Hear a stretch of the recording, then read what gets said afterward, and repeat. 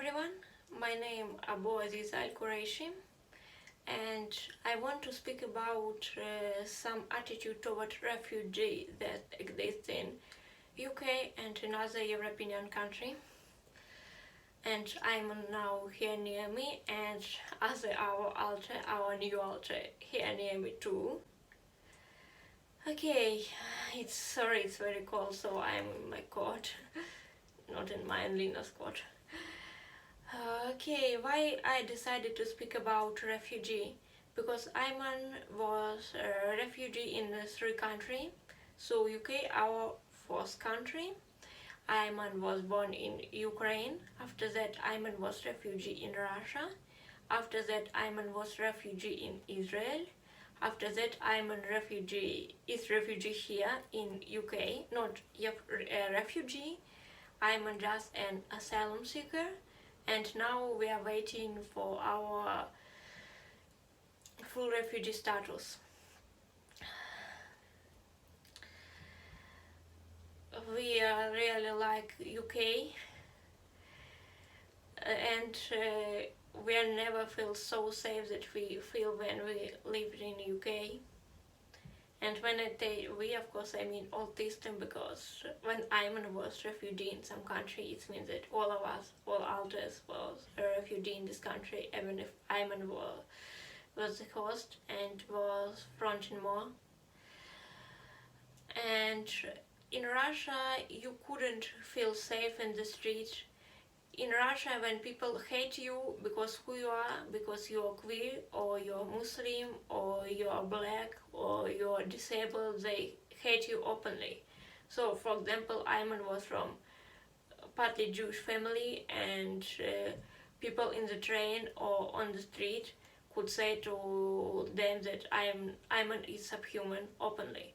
And this wasn't some kind of young guys from the Nazi groups. This was ordinary people, sometimes some old lady or some respectful middle-aged man. So you couldn't know who could attack you and who could harm you, so you couldn't feel safe on the street. I know that here some social problems exist, but we never faced open homophobia, transphobia, queerphobia, Islamophobia, anti-Semitism on the street. And it's really cool. The only stuff that we don't like about UK, and we don't like when we talking with people in UK, yeah, sometimes it was full surprise when, for example, Ayman said that their banner wasn't in food bank in the church, and old woman was like, okay, they don't try to harass us, they don't try to shame us, and it was exciting experience. But the only stuff that Ayman and me and other folks in our system don't like in UK is that in UK, when you said that you're from Russia or you're from Ukraine, people started to say, oh, it's so cool, we so like Russia, we so like Russian literature, we so like Ukraine, oh, I was here that you have a fantastic nature, or that your country is so old and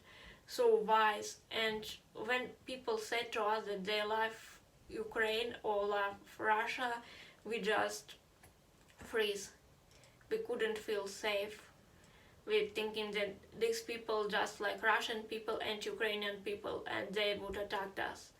Or it's triggering. It's very triggering to us. And of course we understand that it's not true, but in emotional level it's really hard. Okay, I know that you are trying not to be arrogant toward other cultures, that you try not to be racist, not to show supremacy. I know that you have a good attitude and just want to say something nice. And yeah, many refugees really like their home countries despite all of oppression they faced. For example, we have a neighbor from Afghanistan.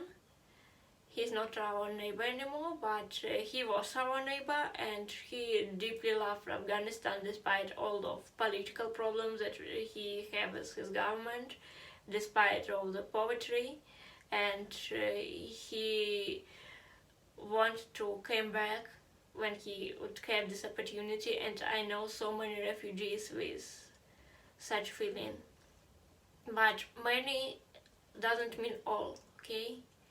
And when we're speaking about marginalized groups, I think this is the main rule. When we speak about most of the people and many people, it doesn't mean all people.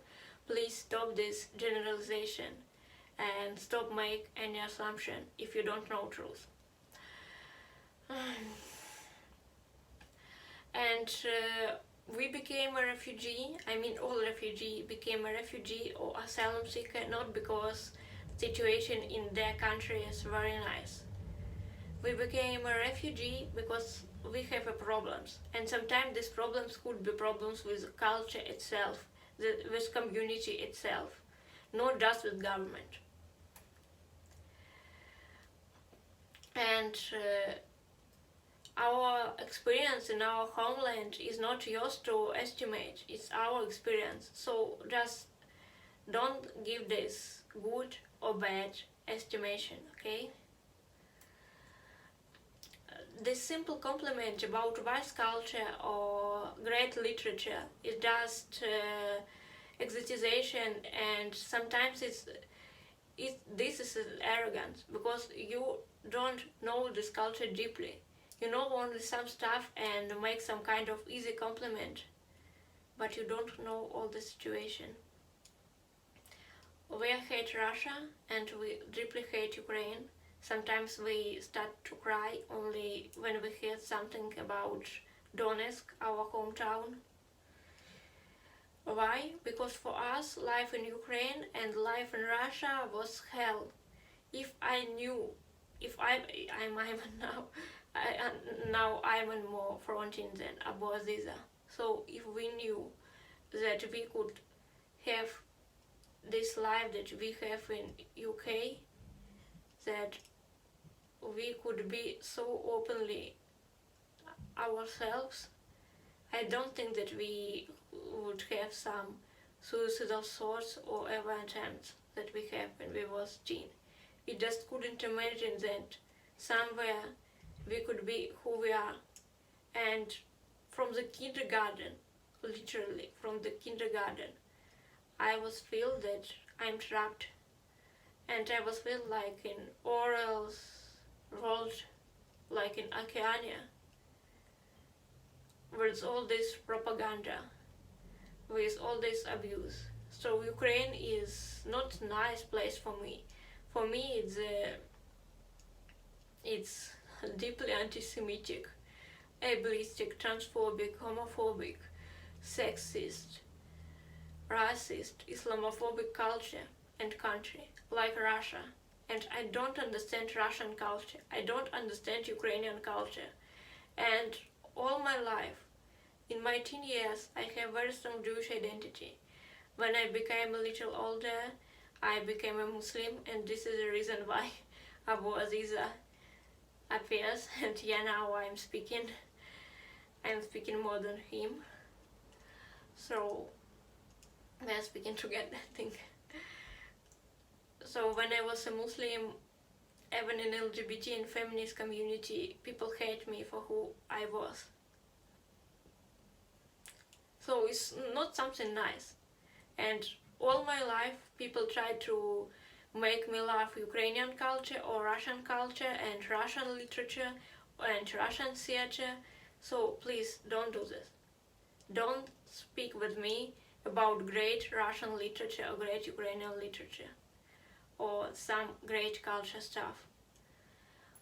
Before you started to make some assumption, before you started this estimate, just find out what the persons think about their home country and their home culture. and you could make a huge mistake, especially when we're speaking about disabled people, because in many cultures this attitude toward disabled people, like disabled people are subhuman, still exists. And many autistic people don't understand their home culture, and this culture is not fully there. I couldn't understand Russian culture. I was trying, but I couldn't. And you could make this same mistake, maybe even worse, if you knew the country but don't know person culture. For example, I don't know, could you imagine that you could say to Uyghur person that China is great culture because this person said that they're from China. China make genocide toward Uyghur people. Or for example, it's very cool that you couldn't imagine it in our world. But could you imagine that person who lived in Islamic State ISIS territory and was a Yazidi, was in slavery, and you say, oh, Islamic State, it's so great place, I so like this culture. It was awful, it would be awful. Or to say to Jewish person that you like Germany and this person is Holocaust survivor, it could be awful. Yeah, of course, most of the people understand that Nazi Germany, yeah, if you say to Holocaust survivor that you like Nazi Germany or like Germany is not okay, most of the people understand that you wouldn't prize, and it would be disgusting if you would prize ISIS when you speak with Yazidi, or prize China when you speak with Uyghur. But for example, when you speak with person from China, do you sure this person is Chinese, not Uyghur? I don't think so. Many of you not. Do you sure the person with whom you speak from Russia, this person are Russian, not a Chechen?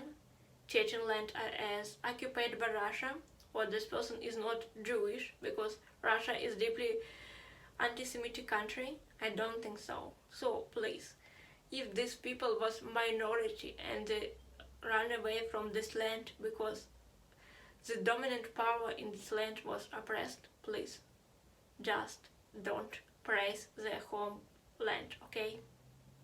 This land wasn't a proper home for them.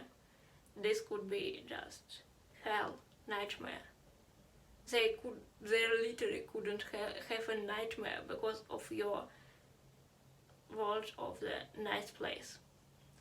So, just understand that we have any right to have any feeling about our home countries, and it's okay to hate your home country if you hate it, even if most of the people like their home countries. And don't just make assumption. At first find out what person really think about their home country. Thank you very much for your attention. Don't forget to subscribe to this channel to make our videos more visible. Don't forget to share or like if you really like it. I hope you like it. See you next time. Bye.